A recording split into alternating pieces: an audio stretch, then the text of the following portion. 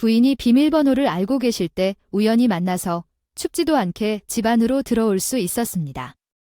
진정한 엄마로서 비밀번호를 공유해 주신 것일까요? 아니면 시험이라서 알려주지 않았던 걸까요? 아휴, 그게 아닙니다. 우리 엄마가 집에 계실 때 비밀번호를 공유해 주신 거였어요. 이전에는 알려주지 않았었죠. 저도 모르게 아이처럼 변명을 하게 되더라고요. 그렇습니다. 무슨 변명을 하려고 하나요? 사부님은 알고 계시고 저는 모르는 상태였습니다. 사실인데 어머니는 비밀번호를 알고 계시는 것을 본다면 서운해 하신다고요? 그런데 당연한 일 아닙니까? 우리 엄마의 집은 걸어서 10분 정도 떨어져 있고 어머님의 집은 차를 타고 1시간 정도 걸립니다. 게다가 우리 집에서 요양을 받은 경험이 있어서 비밀번호를 알게 되었습니다. 제가 공유해드렸던 것이고요. 함께 살았던 시간이 있는데 그때 비밀번호를 공유 안 해주신다면 그게 더 이상한 것이 아닌가요? 시어머님은 앞뒤 말을 듣지 않고 자기 기분 나쁜 것만 말하시고 계속 흠을 잡으셨어요. 정말 숨이 막혀 죽을 뻔했죠. 아, 어머님, 손해하지 마세요. 그런 거 아닌 거 아시잖아요. 그런데 무슨 일로 오신 거세요? 우리 아들한테 여기 오신다고 말씀하셨는데 말을 안 하셨나 보네요. 우리 아들 인감 가지러 왔다. 감이랑 인감 증명서 좀 가져다 주세요. 인감인데 왜요? 아, 이런 거 함부로 주면 안 된다고 배웠는데요. 무슨 이유가 필요하니까 추라는 거지? 내가 우리 아들 신세만 침대에 쓰겠니? 어서 조용히 가봐야 해. 인감을 달라고 하기에 좀 찝찝했지만 그냥 한번 가져다 주세요. 잘 챙겨서 들어섰어요. 엄마는 민감한 눈치를 보고 시어머니보다 한 발자국 더 빨리 밖으로 나가셨습니다. 어머님께서는 그래도 물 한 잔은 마시고 가야겠다고 생각하여 식탁에 앉아 딱 한 잔을 마신 뒤 바쁘게 떠났습니다. 어머님이 떠나신 후 남편에게 전화를 걸어 숨막히는 상황을 설명했어요. 자기야, 어머니 모시는 거 왜 말 안 했어? 우리 엄마가 반찬을 주러 왔다가 도어락 비밀번호를 칠 때 어머님께서 딱 마주치셔서 정말 긴장했다고. 진짜, 엄마도 난리치겠구나. 자기에게 왜 말 안 했어? 우리 엄마는 이런 걸 민감하게 여겨. 장모님이는 비밀번호를 알려줬고 자기에게는 알려주지 않았다고. 다음부터는 더 조심해야겠어? 맞아. 역시 자기의 공감 능력이 뛰어난 것 같아. 엄마랑 어머님과 한 바가지를 먹었다는 걸 느낄 수 있던 시간이었나 봐에 내가 도착했을 때 분위기가 그야말로 무덤덤했거든. 아니야, 장모님한테 아지도 안 해야 해. 진짜, 우리 엄마 안 되겠네. 우리 엄마랑 혼내야겠다. 자기야, 내가 이건 우리 엄마한테 말해야 돼. 자기 어머님께 이런 부분 하지 말라고 말할 수 있어? 정말로 당연하지. 나 원래부터 할 말은 하고 살았던 사람이야. 계속 볼사인 더 이상 트러블 일어나지 않으려면 불편한 감정들은 다 말하고 살아야 해. 내가 이 부분을 고쳐야 된다고 말할게. 그래, 준다면 나야 고맙지. 그렇게 해줘. 그런데 어머님이 인감은 왜 달라고 하시는 거야? 인감은 그렇게 함부로 주는 거 아니잖아. 별일 아니야. 예전부터 엄마가 내 명의로 집하고 팔고 한 적이 있거든. 이번에도 정리할 게 있다면서 달라고 했어. 별일 아니니까 걱정 마, 알았지? 좀. 찜찜한 기분이 들었지만 일단 남편의 말을 듣고 기다려 보기로 했습니다. 그런데 남편은 회사에서 집으로 오면서 시댁에 들러서 왔대요. 어머님 마음을 풀어주기 위해 갔는데 상황 설명을 다 했고 이러한 일은 하지 말라고 했지만 어머님은 남편의 말을 귀에 안 듣는 듯이 계속 서운하다는 말을 반복했다고 합니다. 남편이 너무 답답해서 화를 내자 두고 보자며 집에서 쫓아냈다고 하더라고요. 남편도 기분이 엉망이 돼서 집에 왔어요. 우리가 그렇게 잘못한 일인가요? 어머님이 너무 예민하게 받아들이시는 것 같아요. 말을 해도 통하지 않아서 더 억울하고 답답합니다. 그런데 눈 하나 깜짝도 안 하시는 어머님은 그 다음 날부터 저에게 매일 전화하기 시작하셨습니다. 그 시간대는 항상 퇴근할 때인데 이유는 뻔하죠. 혹시라도 제 엄마가 집에 와서 놀러 갈까 봐 그러는 것 같았어요. 하루 이틀이면 괜찮은데 일주일이 넘도록 어머님의 감시가 계속되었습니다. 별말을 하시지 않는데 전화를 15분이나 붙잡고 계셨어요. 제가 먼저 끊으려고 하면 다시 전화하시고 그랬습니다. 저도 열받아서 남편에게 한마디 했어요. 자기, 혹시 시부모님 집에 가서 우리 엄마 오면 피곤하다고 말했어. 어머님은 매일 나한테 전화해서 왜 이러시는지 물어. 그런 게 아니라 엄마는 무조건 공평한 걸 좋아하시는 것 같아. 내가 엄마에게 잘 설명할게. 나한테 왜 그러시냐고. 자기 아들 놔두시고 왜 꾸은 나만 잡아. 당신, 이번에는 확실히 말해야 해. 알았지? 그렇게 효자였던 남편은 또 시부모님 집에 갔다가 헬쑥하고 돌아왔어요. 그럼에도 불구하고 어머님이 계속 전화를 했었죠. 집착이 심하셨어요. 아이, 무슨 중학생 단짝 친구를 빼앗기는 기분이라도 들어서 이러는 걸까요? 저도 어머님을 건드려봤자 별로 좋은 것이 없다는 것을 알고 계속 고분고분 받았었는데 참다 한마디 받아쳤습니다. 어머님, 그냥 아들 반납할까요? 저한테 왜 이러세요? 저희 엄마랑 만나는 게 그렇게 불만이에요. 제가 없으면 어머님도 이런 신경 쓸 일 없으실 텐데 그냥 반납할게요. 내가 불만이라는 게 아니라 너희를 확실하게 잘하라는 말인데 저는 솔직히 퇴근하고 와서 매일 이런 식으로 받는 것 너무 힘들어요. 저도 쉬고 싶어요. 우리 엄마가 우리 집에 못 올 때 오는 것도 아니고요. 가깝게 살았으면 더 자주 만나고 살 수도 있는 거잖아요. 어머님을 비교적 적게 보이는 게 왜 그리 서운한지 알아요. 가깝게 살면 더 자주 만날 수 있는 게 좋다고 생각하는데요. 저도 가깝게 살면 더 자주 만나고 사는 게 당연한 거고요. 어머님도 가깝게 살면 자주 만나실 거예요. 거리 때문에 당연히 그런 것이에요. 제가 자식이라서 우리 엄마가 살짝 챙겨주시는 건 이해되는데 제가 그런 신경 많이 써주시는 모습에 감사하게 받고 있어요. 맞아요. 그런 거죠? 알았어요. 나중에 다른 말 하려고 해도 효과 없어요. 어머님한테 잠깐 화를 부르면 다음 날부터 전화가 없어졌어요. 너무 울었습니다. 말없이 전화로만 달라붙는 건 정말 곤욕스러운 일이에요. 그 시간에 생산적인 일을 얼마나 할 수 있겠어요. 맞아요. 그래요. 이제 어머님이 알아들어주셨다고 생각하지만 며칠 뒤가 주말이니까요. 되자 시어머님이 저희를 집으로 부르셨습니다. 저희는 마음을 단단히 먹고 시댁으로 향했어요. 어머님도 비장한 표정으로 저희를 기다리고 계셨어요. 저녁 밥을 먹을 줄 알았지만 차려놓으신 건 하나도 없으셨고 분위기도 매우 엄숙해 왜인지 안 좋은 말이 나올 것 같았습니다. 그런데 아니나 다를까 시어머님은 폭탄 같은 아주 황당한 말을 던지셨어요. 그 집 신우주, 너네는 시댁에 들어와 살고. 그게 무슨 말씀이세요? 저희 엄마가 해준 집인데 그 집을 왜 형님한테 줘요? 면이 제 집인데요. 그러니까 너랑 내 엄마가 너네 집이라고 그렇게 막 드는 거 아니니? 나는 그 꼴은 못 본다. 그 집 우리 딸한테 팔고 우리 집에 들어오라고. 나도 가깝게 살면서 이참에 효도 받으면서. 취향과 살 방식에 대해서 듣고 효자 남편이 한마디 했습니다. 아이야, 엄마. 이거 마이야, 방구야. 우리 잘 살고 있는데 그 집 누나 주인 것도 황당해. 엄마 집에 들어와서 살라고 우리가 미쳤어요. 아, 말도 안 되는 소리 하지 마. 이미 다 끝났어. 너가 내가 인감 달라고 한 적이 있잖아. 내가 그걸로 뭘 했을 것 같니? 내가 은행 다니는 삼촌을 통해서 너를 보증인으로 대출 받았어.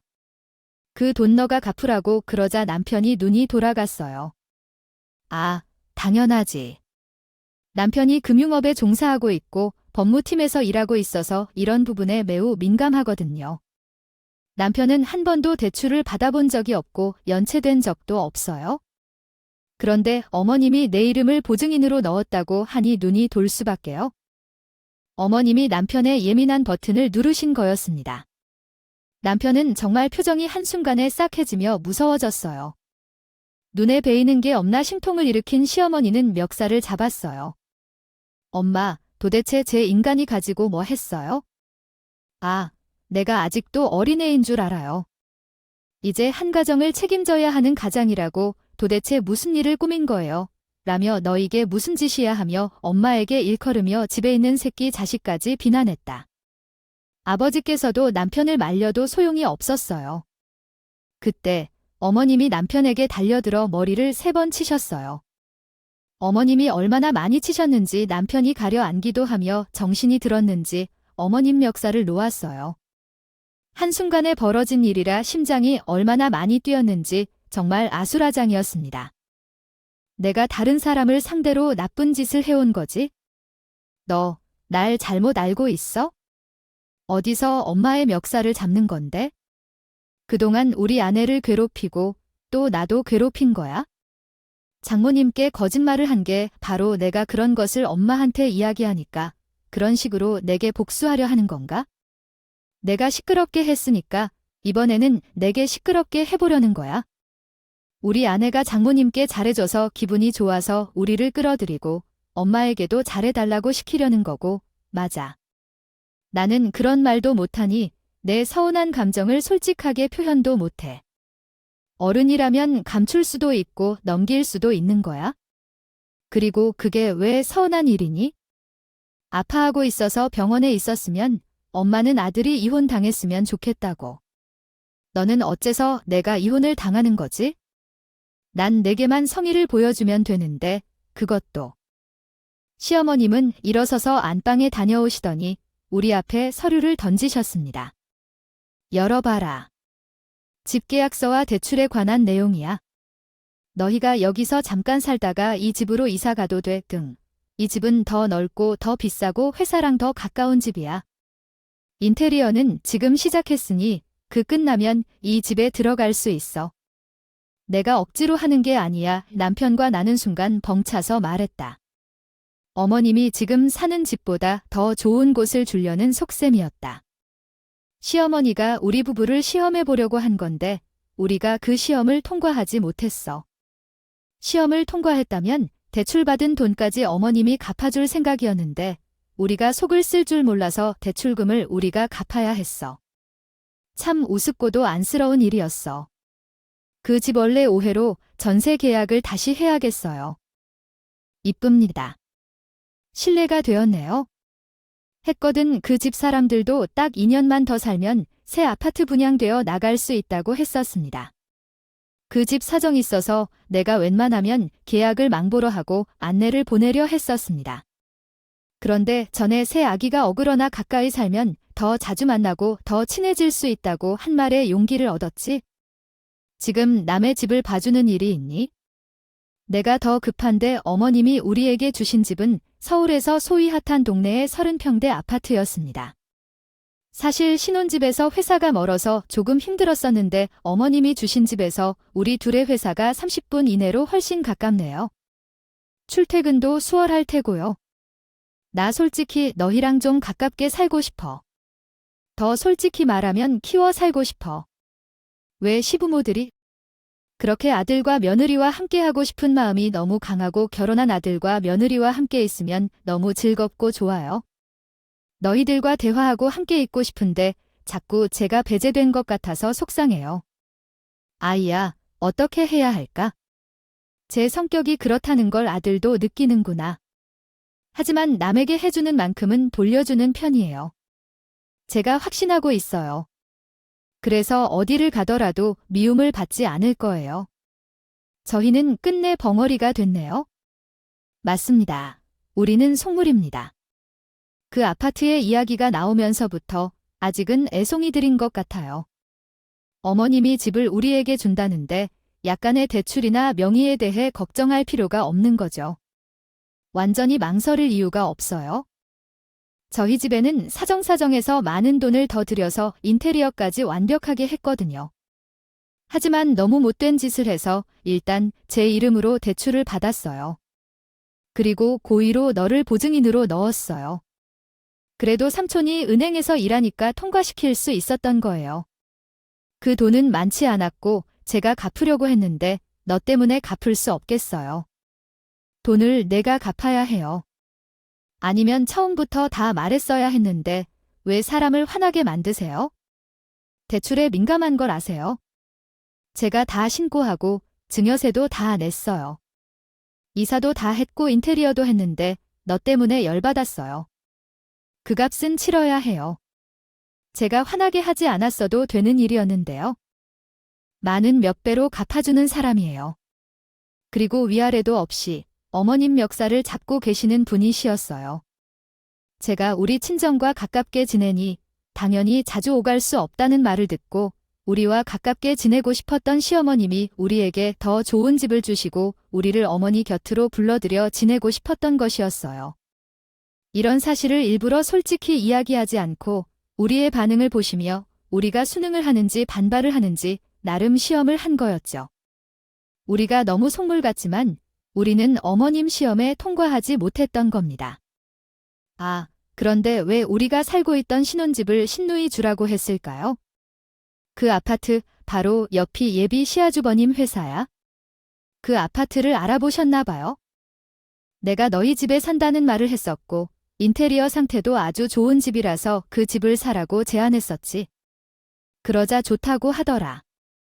가족끼리의 거래면 복비도 아낄 수 있고 괜찮지 않겠니? 어머니도 계시니까 우리 아이들도 가끔 놀러 올 거고 결혼식 날짜가 정해져 있으니 너한테 우리 집에 잠깐 들어와 달라는 게 의미야. 그러니까 전반적인 상황 설명 좀 해주지. 장모님이 주신 집을 너희 누나에게 주라고 하는데 화가 나지 않나? 전반적인 상황 설명을 해줬어야 했어. 내 마음을 이렇게 표현했는데도 이해해야지.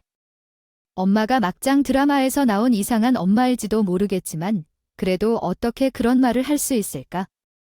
아이야, 엄마가 정말 잘못을 했어. 정말 미쳤었어. 죽일 죄를 지었습니다. 죄송합니다. 한 번만 용서해 주세요. 아이고, 됐어. 내가 이거 담아두고 언젠간 복수할 거야. 알았어. 어머님, 죄송합니다. 저희가 그동안 어머님을 단단히 오해했었어요. 마음을 읽어내지 못했네요. 저희 아직도 멀었나 봐요. 죄송해요. 저희가 못마땅했지? 아직도 어린애처럼 눈앞에 보이는 것에만 반응했네요. 어머님, 죄송해요. 저희가 더 배우겠습니다. 이래서 어른은 어른이라는 거야? 그리고 어른은 입을 다물고 지갑만 열라고 하는데, 나도 사실 입은 못 다물겠다. 입을 여는 대신에 지갑은 잘 열 테니까 앞으로 너네를 잘해라. 알았지?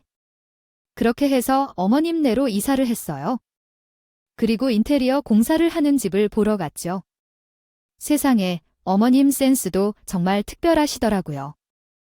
최신식으로 인테리어를 모두 완료한 상태였고 그에 맞춰 가구도 모두 골랐다고 하셨어요. 저에게 확인을 받는 과정을 남겨두고 있었어요. 인테리어 소장님도 그렇게 하시더라고요. 이제 인테리어를 마치면 사진 좀 찍어봐도 되겠죠? 제가 대표 프로필로 걸어야겠어요. 어머님 센스가 일반적이 아니신데 디자이너보다 더 탁월한 안목과 좋은 아이디어를 가지고 계셔서 우리가 많이 배웠어요. 맞아요. 운이 좋군요. 어머님 센스가 정말 독특해요. 다른 사람들에 비해 많은 노력을 하시는 것 같아요. 이런 성품이 약간은 아름답지 않나요? 저는 그때서야 어머님을 조금이나마 이해할 수 있게 되었어요. 어머니는 세대별로 나뉘어 사시면서 한 번도 다가간 적이 없으셨고 오히려 정말 남자같이 사시는 모습으로 인해 제가 왜 서운한지 이해하게 되었습니다. 집 앞으로 우유를 사러 나갔다가 현관문을 열고 들어갔는데 어머니를 만났어요. 제가 인사했지만 어머니는 눈도 안 마주치고 그냥 안으로 들어가셨어요.